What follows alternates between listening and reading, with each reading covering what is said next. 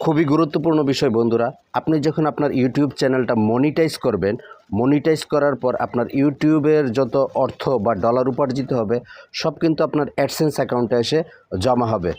আপনার অ্যাডসেন্স অ্যাকাউন্টে যখন $10 জমা হবে তখন অ্যাডসেন্স বা ইউটিউব আপনাকে একটি মেইল পাঠাবে যে আপনার আইডেন্টিটি ভেরিফিকেশনের জন্য।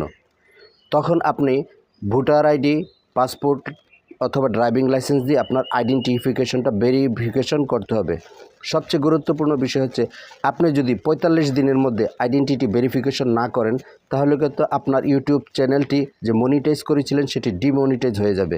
তো কিভাবে পাসপোর্ট, ভোটার আইডি অথবা এনআইডি দিয়ে আপনি সঠিকভাবে গুগল অ্যাডসেন্স আইডেন্টিটি ভেরিফিকেশন করবেন এ সংক্রান্ত একটি ডেডিকেটেড ভিডিও আমার এই ভিডিওর নিচে দেওয়া রয়েছে। আপনি সেখানে ক্লিক করলে ভিডিওটি দেখতে পারবেন।